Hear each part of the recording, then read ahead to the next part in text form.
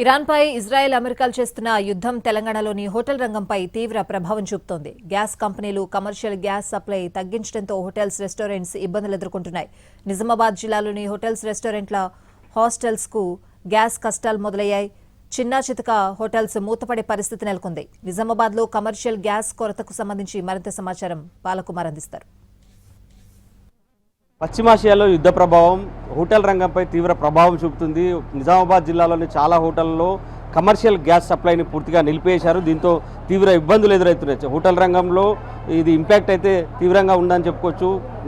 Gas ఏజెన్సీలు commercial gas supply చేయలేమని చేతులెత్తేసింది. దీంతో తీవ్ర ఇబ్బందులు పడుతుంది. వినియోగదారులకు సంబంధించి కూడా గ్యాస్ బుకింగ్లు 20 నుంచి 25 రోజుల వరకు సమయం పడుతుంది.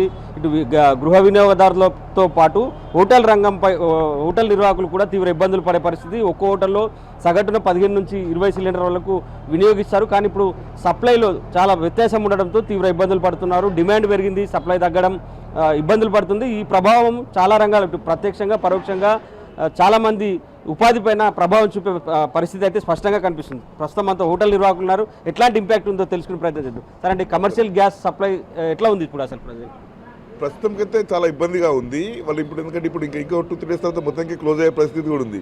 బెంగళూరు అంటే మహానగరంలో ఆల్రెడీ క్లోజ్ చేశారు హోటల్స్. ఇప్పుడు మన దగ్గర కూడా ఒకవేళ సప్లై రాకపోతే మనం ఏం చేయలేము. మేము కూడా క్లోజ్ చేయాల్సిందే. ఎందుకంటే గ్యాస్ లేనిదైతే మనం ఏం చేయలేము. మాకు డైలీ 3-4 సిలిండర్స్ పడతాయి. ఇప్పుడైతే నిన్న 2 ఇచ్చారు, మొన్న అసలు రాలేదు. అట్లా కానీ సప్లై లేదండి, పైనుంచి సప్లై లేదని చెప్తున్నారు ప్రస్తుతం అయితే. ఇది ఇలా ఏంటి మనం ఏం చెప్పలేము.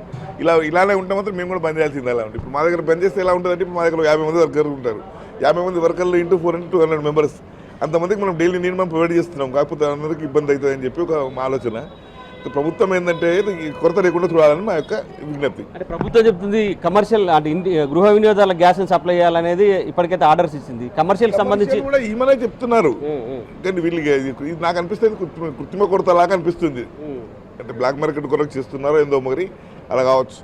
ఇప్పటికైతే సప్లై ఎట్లా అంటే 2 రోజులకు ఒకసారి వస్తుందట ఏమని చెప్తున్నారు గ్యాస్ ఏజెన్సీలు? గ్యాస్ ఏజెన్సీలు మాకు సప్లై రాలేదు, మేము ఇవ్వలేమని చెప్తున్నారు.